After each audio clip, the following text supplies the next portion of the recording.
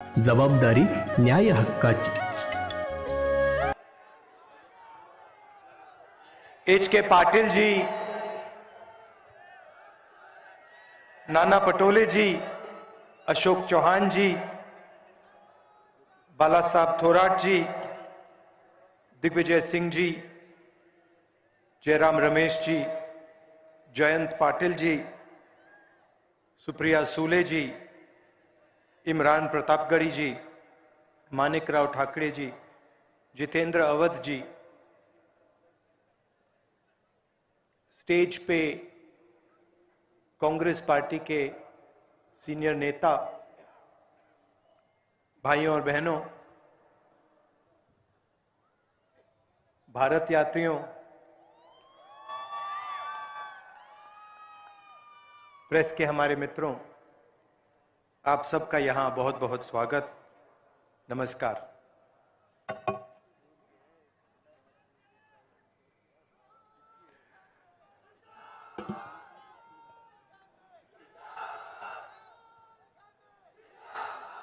Meeting शुरू करने से पहले हमने छत्रपति शिवाजी महाराज, बसवना जी, महात्मा फूले जी, साहू महाराज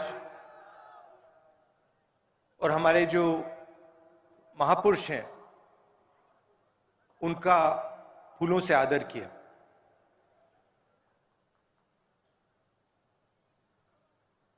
ये जो हमने आदर किया, इसका मतलब क्या है? ये हमने किस कारण किया, क्यों किया?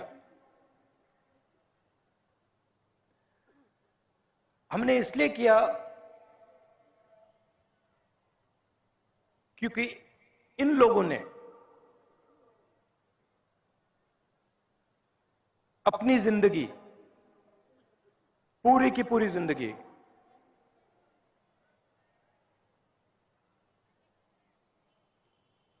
तपस्या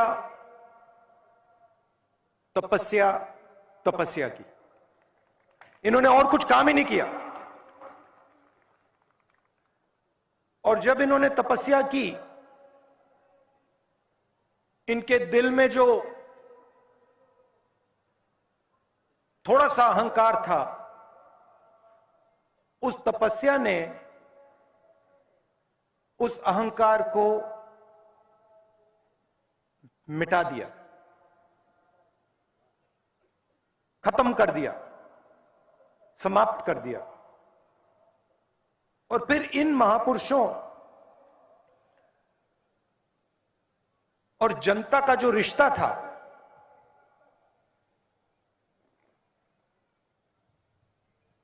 वो बिल्कुल दूसरे तरीका का रिश्ता था। उनकी तपस्या का हम आदर करते हैं। उन्होंने जो दिल से अहंकार मिटाया, उसका हम आदर करते हैं। और जो इनका रिश्ता था हिंदुस्तान के लोगों से, उसका हम आदर करते हैं। इसीलिए आज हमने इनके सामने हाथ जोड़े, इसीलिए आज हमने इनके सामने फूल रखे। ये देश तपस्या का देश है।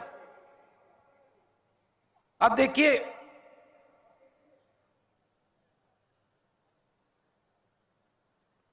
जिनके भी सामने हम हाथ जोड़ते हैं, वो सब के सब तपस्वी हैं। गांधी जी को देखिए, शिवाजी महाराज को देखिए, सरदार पटेल को देखिए। ये देश जब भी अपना सिर झुकाता है, हाथ जोड़ता है, तपस्या के सामने अपना हाथ जोड़ता है। सच्चाई है। और तपस्या सिर्फ इन महापुरुषों ने नहीं की। मैंने कहा यह देश तपस्वियों का देश है।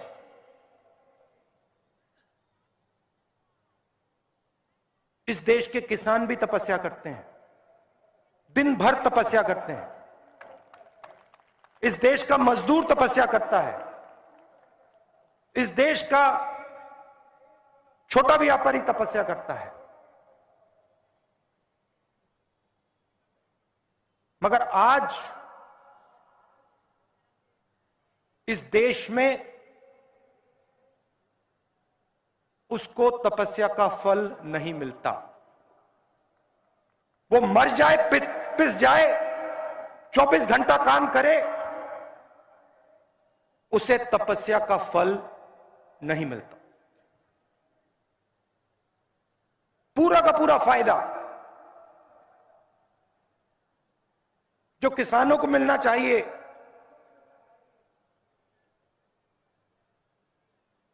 फ्री में नहीं, मुफ्त में नहीं, तपस्या के लिए, देश को खून पसीना देने के लिए नहीं मिलता।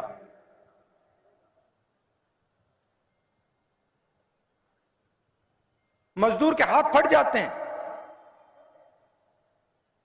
खून निकल जाता है,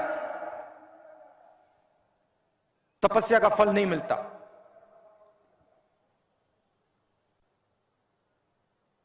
नरेंद्र मोदी जी ने कुछ साल पहले नोटबंदी की।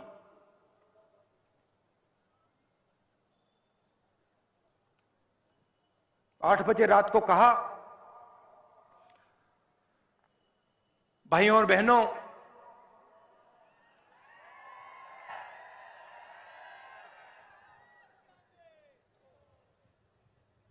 भाइयों और बहनों, मैं 500 रुपए, 1000 रुपए का नोट रद्द कर रहा हूं।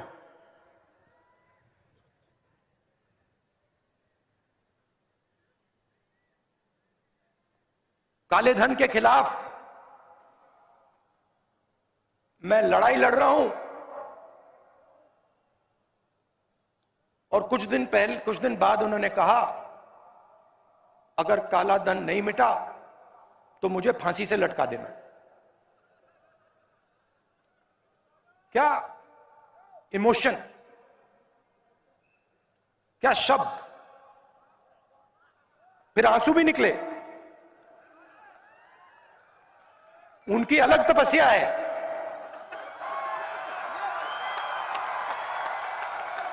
तपस्या है मगर अलग है। वो तो आपको दिखता है आंसू वाली। खैर, नोटबंदी की, गलत जीएसटी लागू की, 5 अलग अलग टैक्स,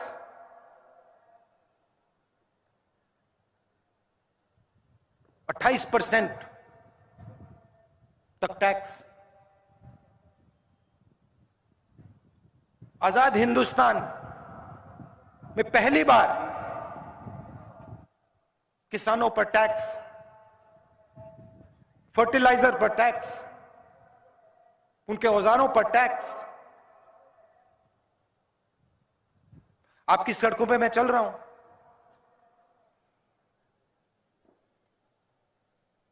लोग कहते हैं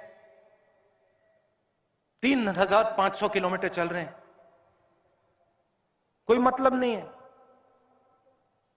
या आप मत सोचो कि मुश्किल काम है, मुश्किल काम नहीं है, आसान काम है। आप यात्रियों से पूछ लो, बैठे हैं वहां पे, बताओ भाई आसान है मुश्किल है? आसान है मुश्किल है? आसान है। आसान क्यों है? हम नहीं चल रहे, हम अपनी शक्ति का प्रयोग नहीं कर रहे हैं। आपका प्यार, आपकी शक्ति हमें आगे धकेल रही है।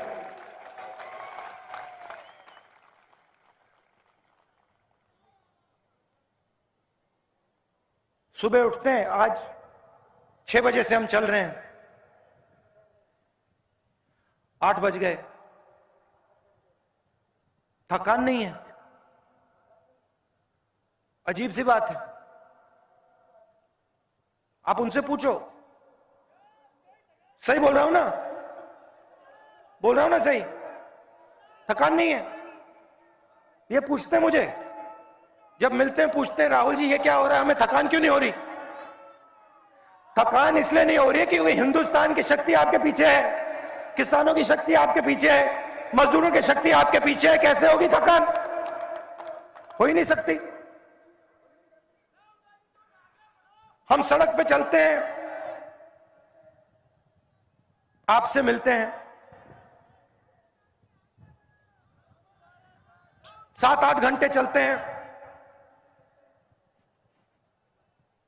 किसानों से मिलते हैं, युवाओं से मिलते हैं, मजदूरों से मिलते हैं, स्टूडेंट से मिलते हैं, सबसे मिलते हैं, आपकी बात सुनते हैं, आपका दर्द समझते हैं। मैं अकेला नहीं, ये सब कांग्रेस पार्टी के नेता सब चल रहे हैं। घर कोई नहीं बैठा, घंटों चल रहे हैं। उन्हीं सड़कों पे चल रहे हैं जिन पे आप चलते हो। हवाई जहाज में नहीं, गाड़ी में नहीं, सड़क पे, और आपकी बात सुन रहे हैं। और बहुत समझने को मिल रहा है। आज छोटा सा बच्चा आके मुझसे बात करता है, 2 भाई। मैंने पूछा क्या करते हो, क्या करना चाहते हो? पढ़ाई कर रहा हूं। क्या करना चाहते हो? सॉफ्टवेयर इंजीनियर बनना चाहता हूं। स्कूल जाते हो? हां स्कूल जाता हूं। मैंने गलती से पूछ लिया। मैंने पूछा तुमने कभी कंप्यूटर देखा है? कहता है मैंने कभी कंप्यूटर नहीं देखा। मुझे बुरा लगा। मैंने कहा तुम्हारे स्कूल में कंप्यूटर नहीं है क्या? नहीं, कोई कंप्यूटर नहीं है। क्यों नहीं है कंप्यूटर स्कूल में?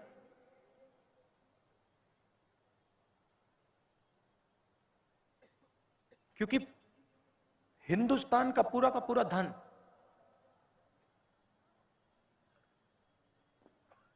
दो तीन उद्योगपतियों के हाथ जा रहा है, इसलिए कंप्यूटर नहीं है स्कूल में।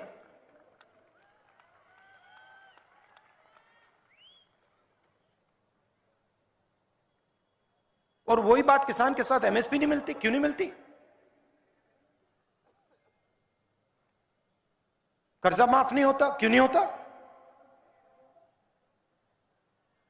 मजदूर भी वही कहता है, मनरेगा का पैसा नहीं मिलता, काम नहीं मिलता। क्यों नहीं मिलता? भाई और बहनों, पैसे की कोई कमी नहीं है इस देश में।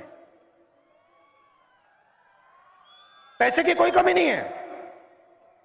यहां पे हमारे किसान भाई बैठे हैं ना, आपने पंप देखा है ना, जो ट्यूबवेल वाला पंप होता है, उसको ऑन करते हो पानी निकलता है ना, वैसा ही पंप लगा रखा है। हंसो मत, आपके जेबों में से पैसा निकाल रहा है वो पंप।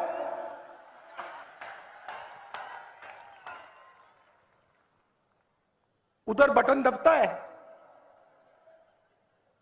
दिल्ली में, बंबई में, मुंबई में बटन दबता है, पंप चालू होता है, किसानों के जेब में से पैसा निकलता है, मजदूरों के जेब में से पैसा निकलता है।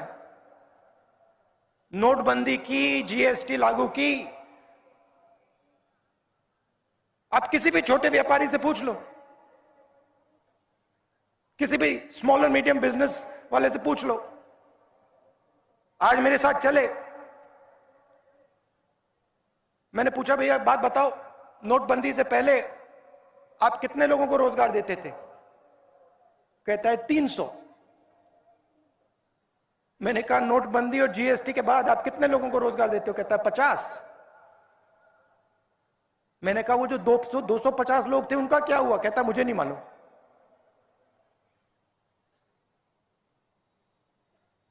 नोटबंदी और जीएसटी ने यह काम किया है। जो हिंदुस्तान की रीढ़ की हड्डी थी, जो रोजगार देती थी, जो छोटे व्यापारी, किसान, स्मॉल और मीडियम बिजनेस जो चलाते हैं, जो लाखों बिजनेसेस हैं, मगर हर एक बिजनेस 300, 400, 500, 1000, 2000, 3000 लोगों को रोजगार देता था, उन सब को खत्म कर दिया।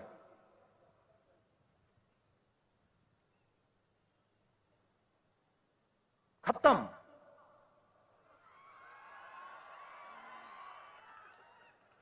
बहाना बनाया कि काले धन को हम मिटा देंगे और हिंदुस्तान की रोजगार की रीढ़ की हड्डी को तोड़ दिया। मैं पूछता हूं आपसे, कितने 8 साल हो गए नोटबंदी के बाद? 8 साल हो गए ना? 6 साल, 6 साल हो गए, काला धन गायब हो गया, खत्म, बाय बाय ना? काला धन बढ़ गया 15 लाख,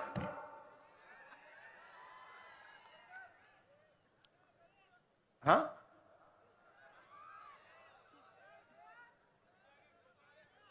जैसे आपके जो बड़े प्रोजेक्ट्स हैं ना, महाराष्ट्र से गायब हो रहे हैं। फॉक्सकॉन का प्रोजेक्ट गायब हो गया, एयरबस का प्रोजेक्ट गायब हो गया, वैसे ही 15 लाख गायब हो गया, खत्म।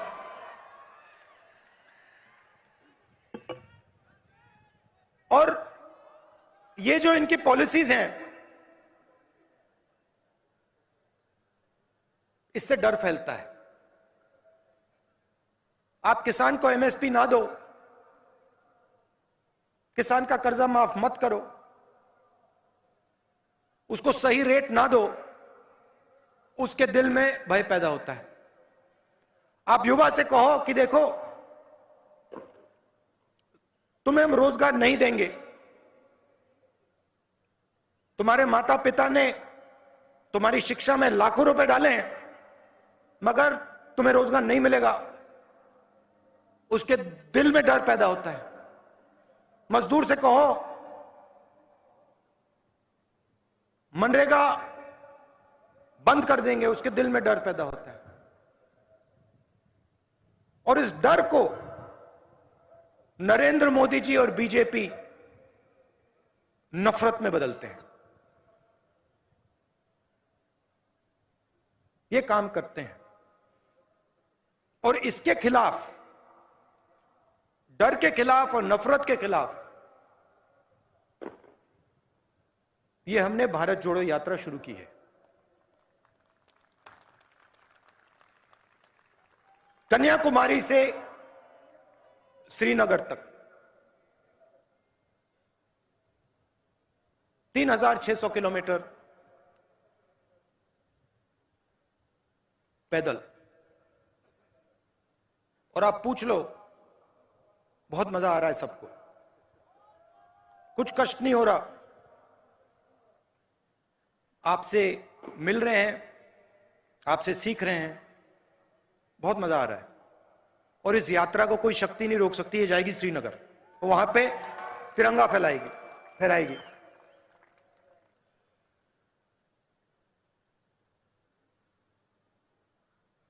आपने, जैसे मैंने पहले कहा,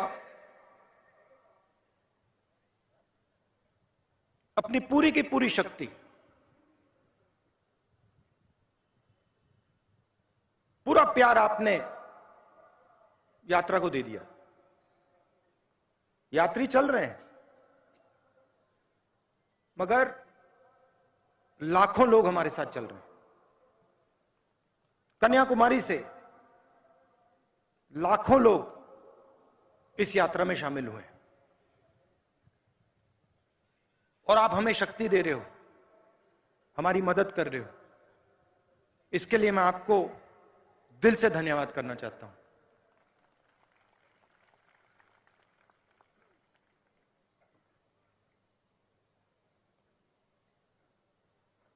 बहुत अच्छा लग रहा है।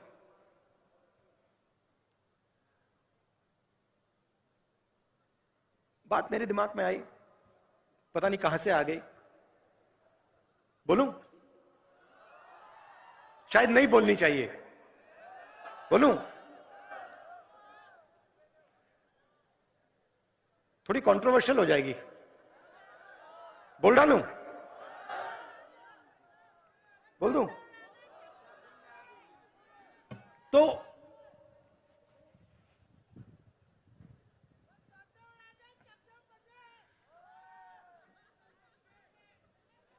बताता हूं, बोल देता हूं। चलो, मैं केदारनाथ गया एक बार।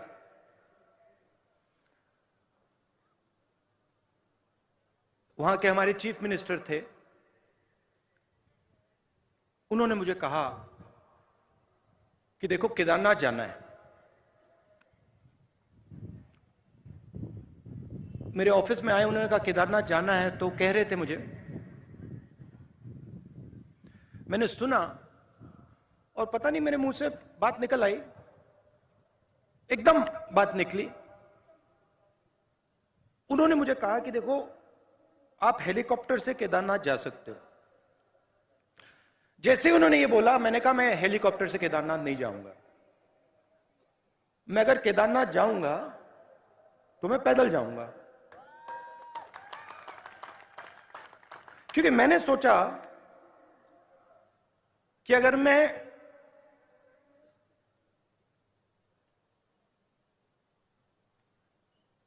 शिव के मंदिर में जा रहा हूं, जो मतलब मैंने तपस्वी की बात की, जो सबसे बड़े तपस्वी थे, अगर मैं उनके घर जा रहा हूं तो हेलीकॉप्टर में जाने का कोई मतलब ही नहीं है। मतलब मैं तपस्वी के यहां जा रहा हूं और मैं 15 किलोमीटर तपस्या नहीं कर सकता क्या? तो मैंने कहा देखो मैं जाऊंगा मगर हेलीकॉप्टर लेकर नहीं जाऊंगा, पैदल जाऊंगा। कहते हैं ठीक है। मैं पैदल गया। वहां पे बहुत अच्छा लगा। बड़ी ठंड थी। 16-17 किलोमीटर हैं, मतलब पता लगता है कि मतलब केदारनाथ जा रहे हैं, पता लगता है। मैं वहां पहुंचा, वहां पे कोई उद्घाटन था। जैसे मैं मंदिर में घुस रहा था, वहां पे एक आरएसएस के नेता मिले।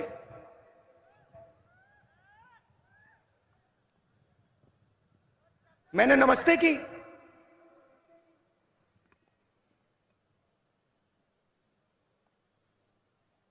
कैसे कहूं, सीधा बोल देता हूं, वजन उनका काफी था, तकरीबन देखो 100 किलो तक था। तो हम अंदर जा रहे थे और उनके पास, उनके साइड में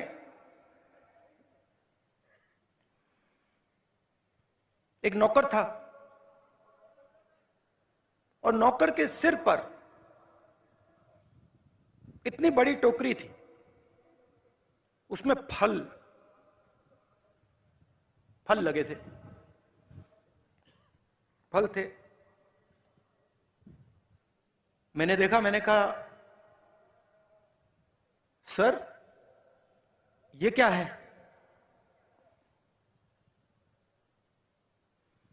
कहते हैं ये मैं फल शिव जी के चरणों पे डालने के लिए लाया हूं। एकदम मैंने सोचा आप नहीं लाए हैं, आपका नौकर लाया है। मगर जो दिल में होता है, मैं कभी कभी बोलता नहीं हूं, चुप हो गया मैं। मैंने कहा बहुत अच्छा।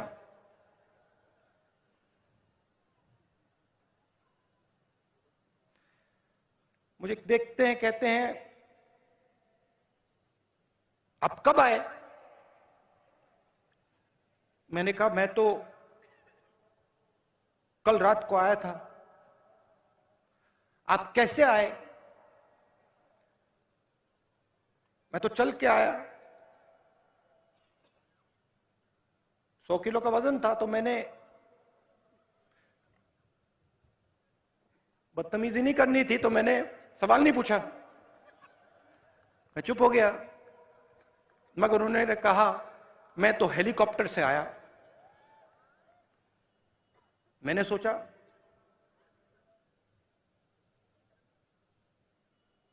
अब आ गया दिमाग में, मैं क्या करूं? मैंने कहा आप सबसे बड़े तपस्वी के घर आए हैं। बोला नहीं, आप सबसे बड़े तपस्वी के घर आए हैं, मतलब दुनिया का सबसे बड़ा, और उसके घर आप हेलीकॉप्टर से आए। कुछ नहीं कहा, चुप हो गया। चलिए, हम गए, धक्का मुक्की हुई वहां पे। मुझसे बुजुर्ग थे, तो मैंने कहा आप आइए। गए, उन्होंने मतलब हाथ जोड़े, पूजा हुई, मैंने भी हाथ जोड़े, पूजा खत्म हुई, बाहर निकले। मुझे कहते हैं राहुल जी, आपने शिव जी से क्या मांगा?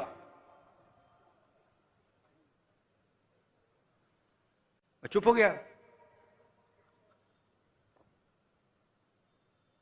मैंने कहा भाई साहब आप बताइए आपने क्या मांगा?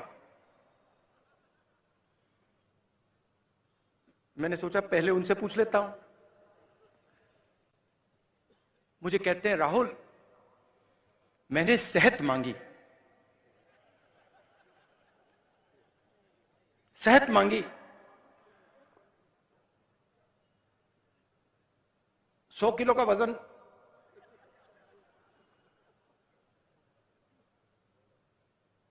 शिव जी से सेहत मांगी। अगर आप केदारनाथ पैदल आ जाते सेहत मिल जाती।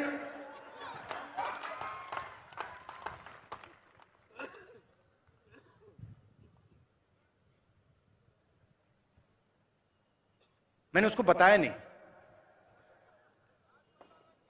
अब मैं आपको बताऊंगा, मगर उसको मैंने नहीं बताया।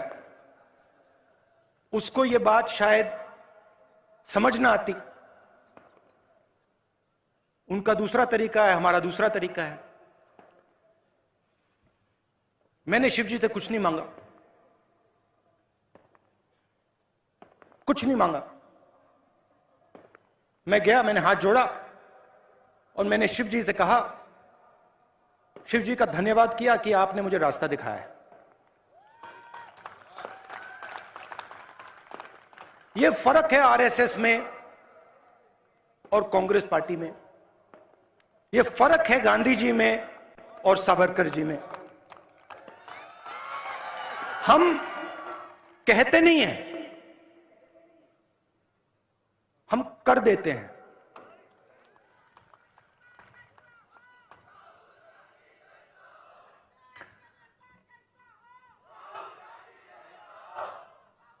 और ये जो मैंने बोला आप सब समझोगे। देखो हमारे सारे कार्यकर्ता हैं, हमारे सारे नेता हैं, ये आप सब समझ जाओगे। ये जो महापुरुष हैं, शिवाजी महाराज, फूले जी, अंबेडकर जी, गुरु गोविंद सिंह जी, मौलाना आजाद जी, जब हम इनके सामने हाथ जोड़ते हैं, हम इनका धन्यवाद करते हैं। हम इनका इसलिए धन्यवाद करते हैं कि इन्होंने हमें रास्ता दिखाया है, इन्होंने हमें जीने का तरीका दिया है। तो ये मैं आपसे कहना चाहता था। आप सबका बहुत बहुत धन्यवाद। आपने इतना प्यार दिया, इतनी हमारी मदद की। नमस्कार, जय हिंद। तुम्ही बघत आहात जनमत मराठी।